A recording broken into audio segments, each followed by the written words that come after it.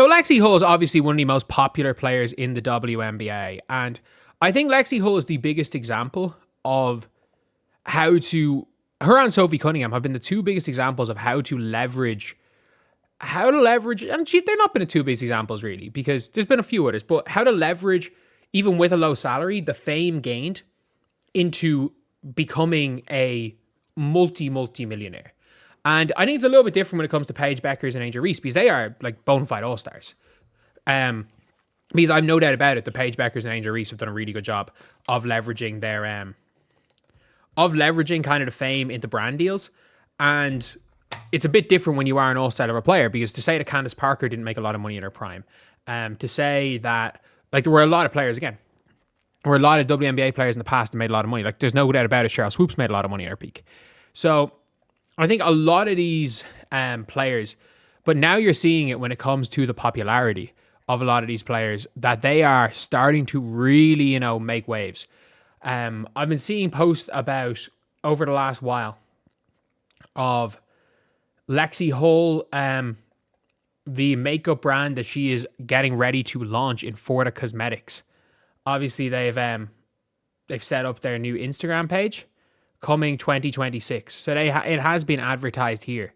And it is one of those things where I don't even know, again, has this, like, when it is being pushed, is this a new page that's been pushed? I just saw a post on Twitter being like, Lexie Hull's gearing to launch a new sports brand with brand ambassadors that include Caitlin Clark and Cameron Brink. I don't know how true that is. I don't know how true it is that Caitlin Clark and Cameron Brink are going to be brand ambassadors. But, like, clearly, it's getting ready to launch something when the followers, Kylie Fearbach, Haley Jones, Chloe Bibby. Haley Jones, who played with Lexie Hull at Stanford. So you're looking through the follower list, and it's quite a lot of, like, WNBA players here. A lot of blue check marks. An awful lot of blue check marks on the IG. I still hate Instagram as a platform so much. Back in my day, when I was big on the old YouTube, I had so many people impersonating me that I contacted Instagram to say, can you please verify me, because people are impersonating me and scamming people. So Instagram banned me for impersonating myself and left the scam. Instagram left the scam accounts up and banned me. That was a very funny one. But it is one of those things where a lot of players have kind of this leverage where, if you look, there is so much popularity there, especially if you are a member of the Fever, if you're a member of whatever team Angel Reese is playing on, if you're a member of if you're a UConn player. I was about to say if you're a Wings player, but the Paige Bueckers fans fucking hate you if you're one of her teammates. Like, I kid you not.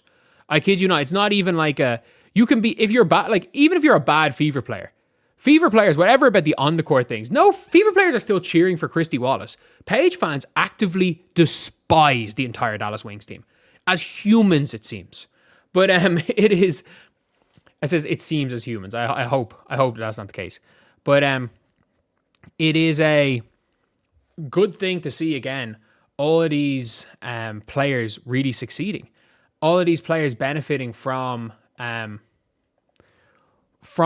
the extra eyes, whether that be from Caitlin Clark or elsewhere. And that's the thing when it comes to WNBA. Like, if you are a player and you are doing the right things, as in, there's one thing that not one of these players that are ultra succeeding in this current climate are doing, and that's blaming the new fans. That's saying we want these fans gone. And it's the people that, ironically, it's the people that aren't doing as well as you'd hope, that are suffering with this, that they're just not, I just don't think they get it. I think it's a really hard thing to describe. Whatever it is, I don't think they get it. I don't think they understand by it as in how to make money, how to grow a brand.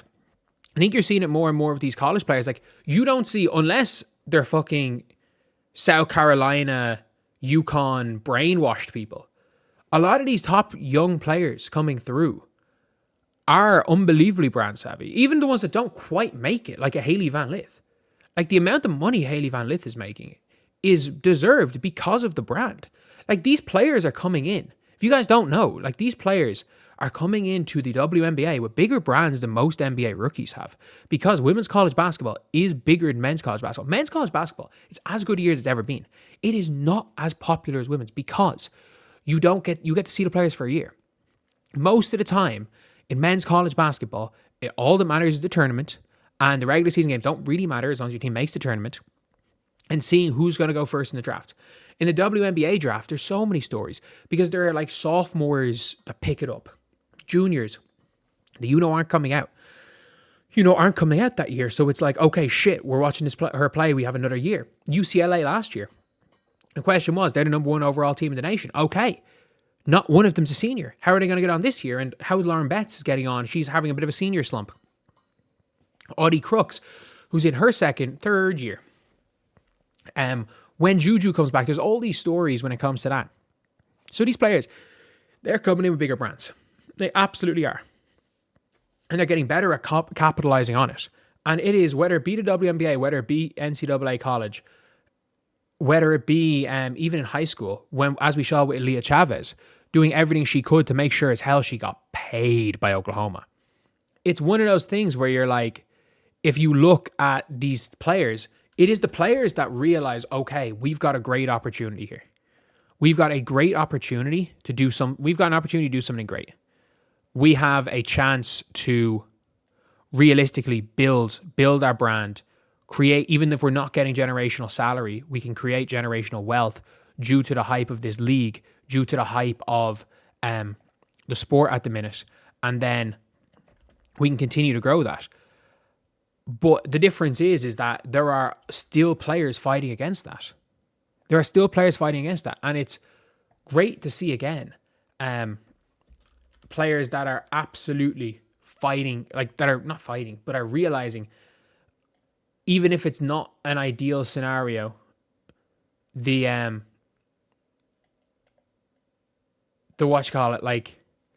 even if it's not an ideal scenario when it comes to the revenue that they're getting, having the ability to go out there and create money anyway, despite that, is going to stand to them, because when the revenue of playing and your playing salary starts to match that, and that is like, you're going to make way more money. And the one problem with the WNBA is that realistically, the viewership of the games doesn't quite match up to the players' brands. So it is good as well seeing them leverage that, seeing them be able to leverage their brands as much as anything, because that's where a lot of their money's going to be coming from. And it's good to see Lexie. It's good to see Angel. It's good to see Paige. It's good to see all these people killing it. Caitlin Clark, obviously, what she's doing outside of ball as well. And look, the rumor is Caitlin Clark, Cameron Brink are brand ambassadors. I would not be shocked. Caitlin Clark, it wouldn't even surprise me if Caitlin Clark and Cameron Brink might even just work with her as a damn favor. Like, she won a national championship with Cameron Brink.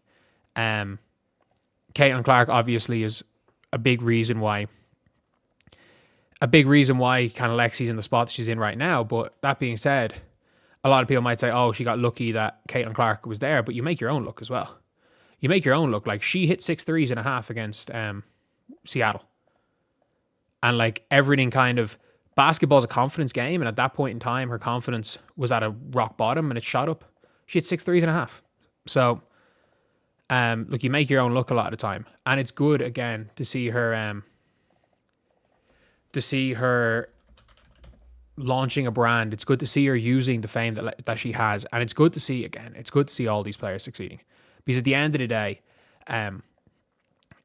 I don't know how quickly it'll be the case where the salaries match up to what certain players are worth, because of the fact that it's a salary cap league, and it's really tricky to pay people exactly what they're worth in a salary cap league, because every player in the Fever realistically is worth more in salary than every single player in the Sun, but you have to have the same salary because it's a salary cap league. So it becomes really, really tricky to navigate. And I think while the overall salaries are not where the players are going to want them to be,